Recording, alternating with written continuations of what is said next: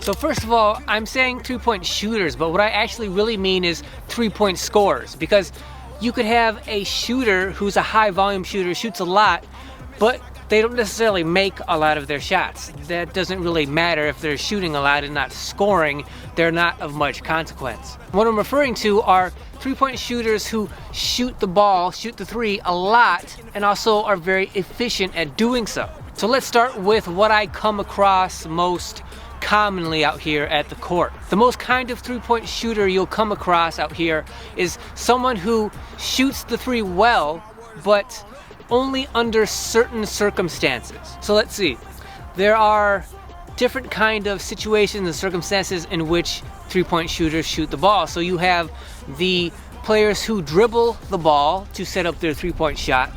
You have players who are catch and shoot shooters, so they catch a pass and shoot the ball at the 3-point line and score relatively easily doing that. You have 3-point set shooters, meaning they set up for the three at the 3-point line. They have time to set up their shot. So those players kind of have to be open for a little bit of while to have a little bit of a window to set up their 3-point shots, but when they do so, they're really good at shooting the three. And then you have the shooters who can shoot coming off of screens, whether that means them dribbling over the screen and then shooting, or having a catch and shoot, running around the screen, catching the ball, and then shooting the three. So those are the major kind of circumstances and situations you're gonna find when it comes to 3-point shooters out here at the park. It's most common in my experience that those 3-point shooters are only good in one or maybe two of those situations. I think of those players as like situational 3-point shooters. The best way to defend them is to figure out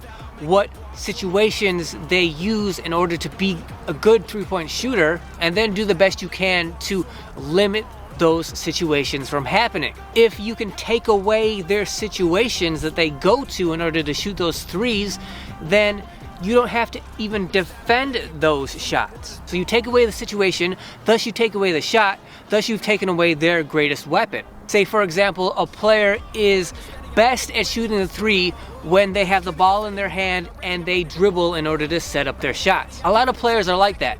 A lot of players will establish a rhythm by dribbling the ball, and then when they feel it's time, they'll then pull up for their three, and if they do it right, if they're good shooters, they will make the majority of their shots. Say for example, in other situations, they're just not that good. They're not good catch and shoot shooters, they're not good at coming off screens.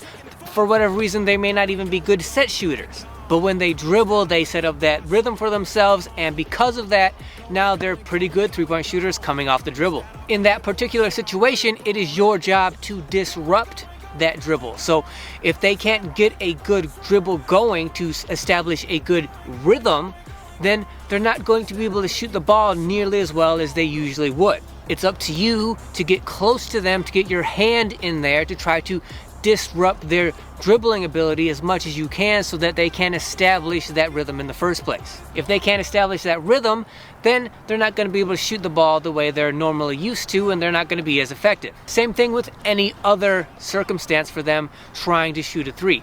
If you take away their ability to set up the situation that they feel most comfortable shooting in, then you're going to take away their greatest weapon.